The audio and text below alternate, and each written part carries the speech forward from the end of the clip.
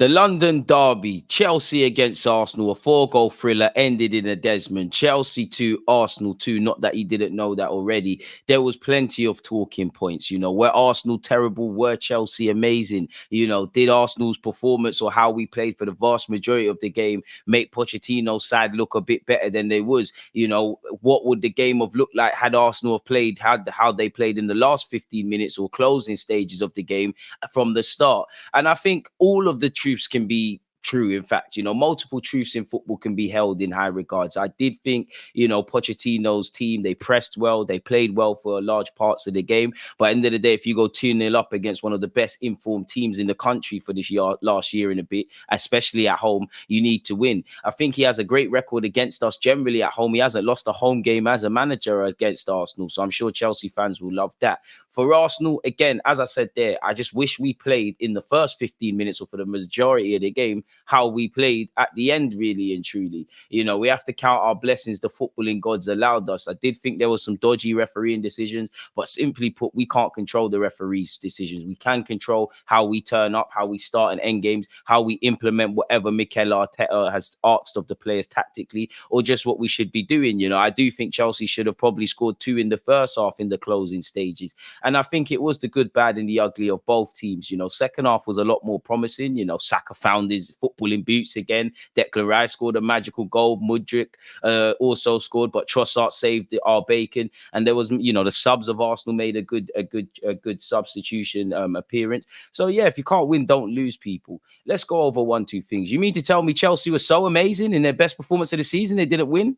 They said the same against Liverpool. We took 77 minutes to turn up, but we found 2 goals within that period to cancel out the initial, opportunities or goals Chelsea scored. We ended the game with more possession, more passes, more corners, more shots than them. But for the vast majority of the game, we didn't have a shot on target, and it took till late in the second half to actually take a shot. So again, whatever Mikel Arteta was demanding of the players, they didn't do it, and Pochettino stifled that. We love a super sub at Arsenal, and this is why, unpopular opinion, I think Trossard's a lot better off the bench impacting games. Arsenal substitutes have provided 5 goals and 3 assists in their 9 Premier League games this season. Only Newcastle and Brighton have seen more goal involvements from substitutes in the Premier League.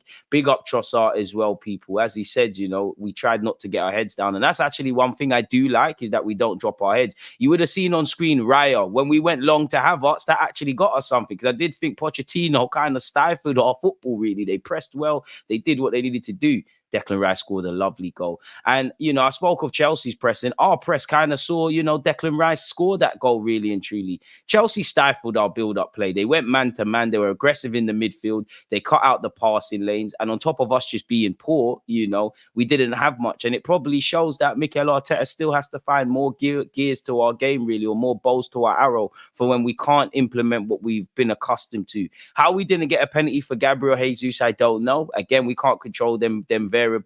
Obviously, the handball for Saliba, I describe it as harsh, but you've seen them given. Again, we can't control it. I'm more concerned in the build-up play because Chelsea turned us from back to front. If you go back and watch that goal, you will actually see Benjamin White try to get very tight to Mudryk in their own half, people. And obviously, Chelsea have got out of that. Eventually, the plays come on the right-hand side. But as you can see on screen, one problem of Gabriel and Saliba, not to blame anyone, is that sometimes they get caught ball watching and you forget the man in the middle. As you can see, in what led to, or what you would have known, led to Mudryk obviously getting the penalty or winning the penalty. David Raya, now he's got a mistake against Lens. He did make a good save against Spurs, but it did look shaky against Lens. It did look shaky against Spurs. There's a lot to be desired within the Manchester City game, and now against Chelsea, I'd hardly say he's convincing, really. I like him. I like the fact that Mikel Arteta wants to rock with you. I don't advocate turning on players. He does like to play out from the back, and it does come at a cost because he almost sold Declan Rice short. And I think there's many things for both teams to look at, really. You look at Chelsea, end of the day, they went 2-0 up. You need to win the game. For us, we can count our blessings that, one good thing I'll give us in games like this and what we've shown this season is home and away. We never give up until the last minute. And that saved our bacon. Now, in the graphic you can see in front of me, I don't know if Mudryk meant it. I don't know if them rumours about the coaching staff saying Raya likes to get off his line. I don't know. The young Ukrainian probably can take a lot of positives from that game. In my opinion, Raya's anticipating a cross, which 9 times out of 10, you're not wrong.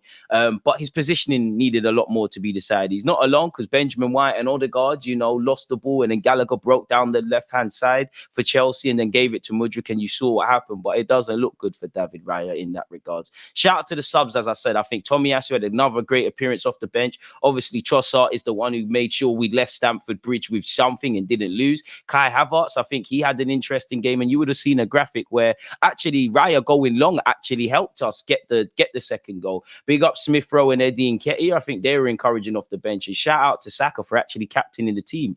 From 2019 to 2023, the growth has been crazy. Mikel Arteta said the first 10 or 15 minutes, we weren't at the level of intensity required at a London derby. So the players have to arrest why that happened, people. There was not enough purpose with the ball and not enough determination to win the ball when there were many situations to win it. That cost is that we have to defend open space against one of the best teams in the world doing that. So it does come across as a bit suicidal, in my opinion. And that's not what you want to hear. That is unacceptable for a London derby or any Premier League game.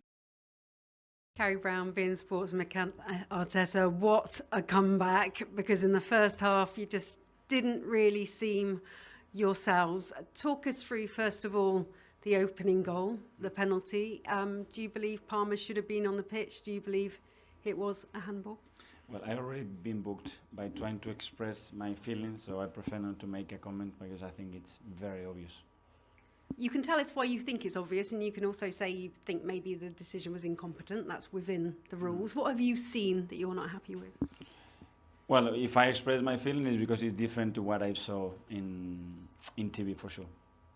Okay, but so you think basically it wasn't a handball, or you think he shouldn't have been on the pitch? I already said so. Let's move on. Okay, let's move on. You have a lot of sympathy. There's a big debate in our studio. Andy Gray thinks it wasn't a sending off. Richard Keys thinks it is. So there's a lot of margins on both of that. Then let's look to the second goal. Mudryk, many thought he wouldn't have meant it, but it's actually just revealed that his goalkeeping coach, Tony Jimenez, says that actually Raya does come out for the ball and to loop it over him. Is that a concern for you? Because he's obviously... That it was intentional? Yeah. Okay. It didn't seem to me, I seen the image, but yeah, if they done it on purpose, credit to them. You have decided that there's two goalkeepers going for the positions, that it's a 1 and 2 and it's interchangeable. But it's created a bit of a soap opera around whether that can happen. I love new ideas and coaching ideas. I absolutely agree with you, it can work. Is it a worry for you, though, that now people are clamouring and saying Ramsdale needs to come in and Raya's distribution hasn't been gone today? There seems to now be a lot more attention on that number 1 spot. Yeah, if I have to write what was going to happen, that was all written because I was expecting it.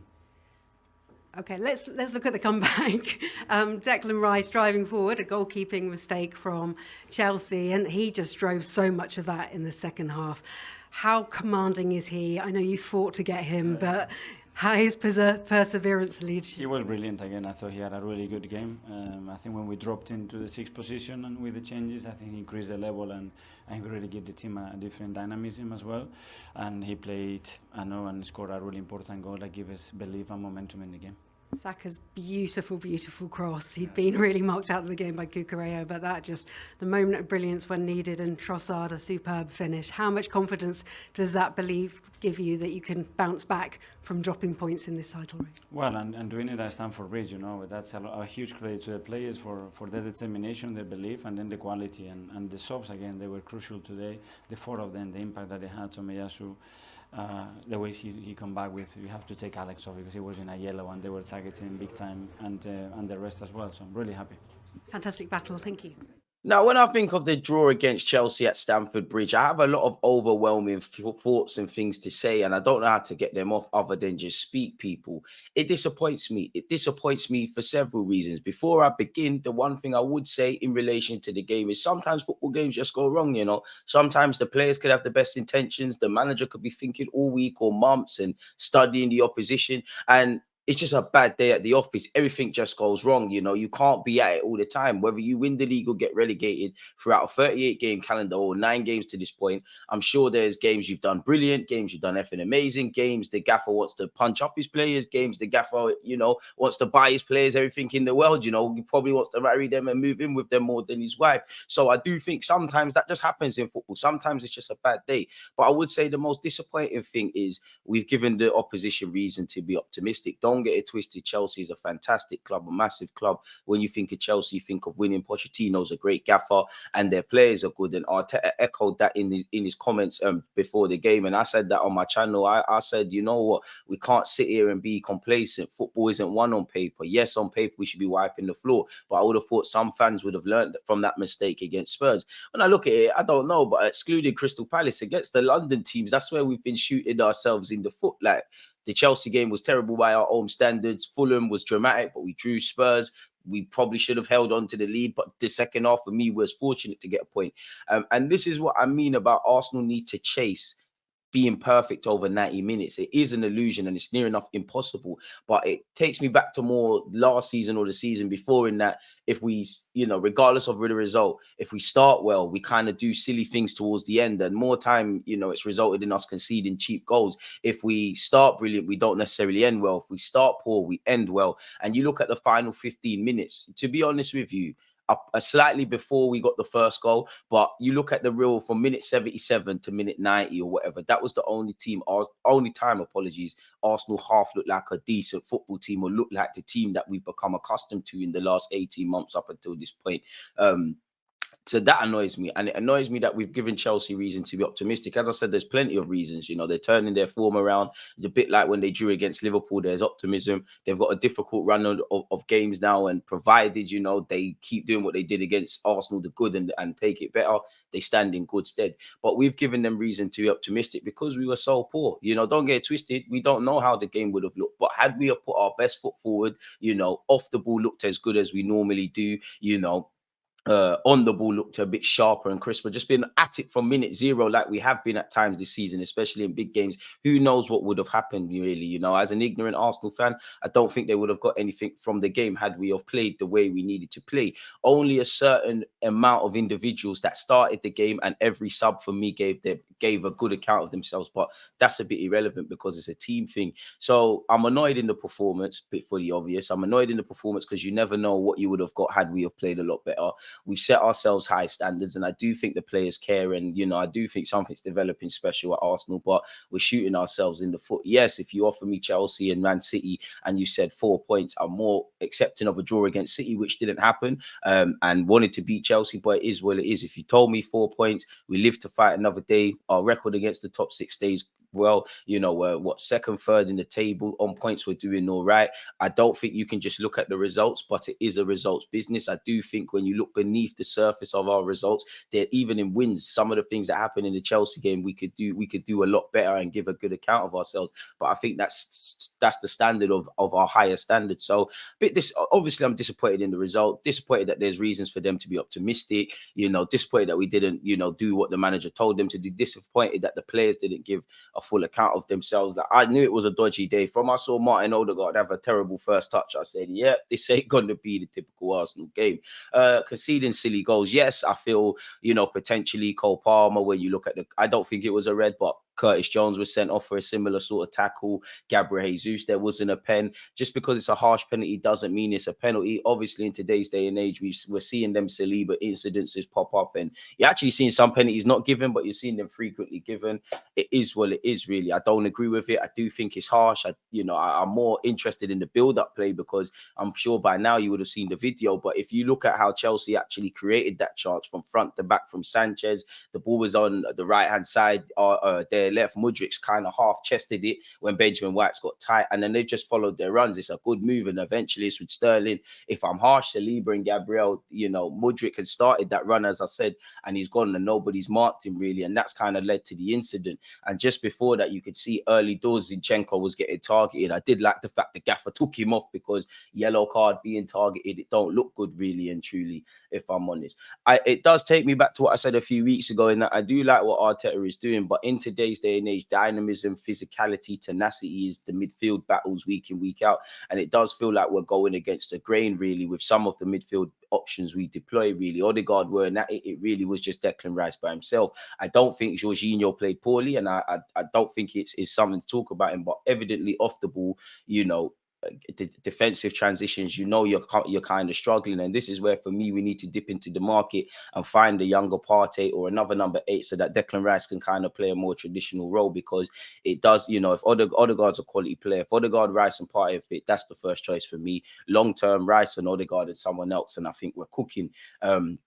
But it does feel like we're going against the grain there. Obviously, where Zinchenko's concerned, I love the guy, but looking back at it, you know, to go against, to be fair, Caicedo and Fernandes weren't fully fit, but to have Enzo, Conor Gallagher and Caicedo, and to go there with Jorginho, Rice and Odegaard, we're going to be crippled. And obviously Zinchenko runs into midfield to kind of even the scores. We know what Zinchenko gives us, but as you've seen, Tomiyasu is very, as you know, the only man that could say they're a better impactor off the bench at the moment than to Arsenal's Tomiyasu would probably be Trossard. But you see what Tomiyasu gives you, and especially in that inverted role, of course he hasn't got the glee and the, you know, the passing range of Zinchenko, but there's a calmness in when it's like when there's every reason to be panicky. Tomiyasu is very calm in that aspect. Obviously, he's a lot more switched on defensively. He's got a lot more height, so he can't really pop the ball over his head, really. So it's games like that you're wishing Timber was fit, and it does make you think, had Timber have been fit, are these the kind of games that, even though Zinchenko's generally done all right defensively this season, are these the kind of games Zinchenko will be phased out with, so that we have people that are stronger 1v1, a bit more switched on, and have a bit more physically about themselves? I'm not sure. Obviously, to see our front three, which our first choice front three, which hasn't really played this season, and not really have any shots and things, yeah, you have to probably credit Chelsea's gameplay, but you do wonder, like, we're not really creating chances. I feel we're one of the best teams off the ball. I think we've improved off the ball, but I do think that's come at a cost of chance creation and chance conversion. And obviously, I just think that was another ingredient in the cocktail as to why things went wrong last game against Chelsea, really. So a bit disappointed we didn't fashion any chances. A bit disappointed that Declan Rice, in hindsight, was probably never going to isolated win the midfield battle of his own. Of course, we've conceded 2 cheap goals as well. Raya's position is shaky. The build-up play to that, again, is terrible between Odegaard and Benjamin White. Raya's obviously off his line in madman land. And Mudryk, I mean, he's got to be shameless and say he meant that. But either way, it doesn't matter if he means it or not. He literally kicked his foot and the ball went back in the back of the net. So 2 disappointing goals to concede, 2 very avoidable goals in terms of the incidents is what led to it. We still need to try and be a bit more perfect over 90 minutes, but we are still unbeaten against the top 6 teams. I'm not saying that's reasons to be negative or optimistic. You know, we have to thank our blessings that it didn't go worse and it hasn't been worse, and we need to keep a cool head and try and be better, really and truly, because the games are not getting any easier. It's nice to still be unbeaten against the top 6, but I think this game was a sobering reminder that we haven't achieved anything yet. We need to keep going. We need to take things game by game, and you know, you need to make sure you turn up. I do think Arteta and the players wanted to play well. I don't think anyone's going to turn up and play poorly on purpose, and as I said at the start, maybe these things just happen, but you know, at the end of the day, it did happen, people. So yeah, let me know your thoughts. Like, comment, subscribe. Let me know your thoughts in relation to Chelsea and Arsenal. So yeah, people, we need to count our blessings that we didn't lose. We need to hold ourselves accountable for why we didn't get full points and the performance we could have. If you can't win, don't lose. It definitely could have been better, but it could have been a lot worse. So all we can do is count our blessings and move forward. We've got Sheffield United this week and also Sevilla in a must-win Champions League game. As I said, smash the like button, like, comment, subscribe. Let me know your thoughts. Turn on your notification bells, because I'm sure you know I'm good for it. I bring out a lot of content. Like, comment, subscribe, help boost the YouTube algorithm. Let me know your thoughts. Don't get away without hitting the like button, comment, and subscribing. God bless you all. One love. You all. One love. You all. One love. You all. One love. You all. One love.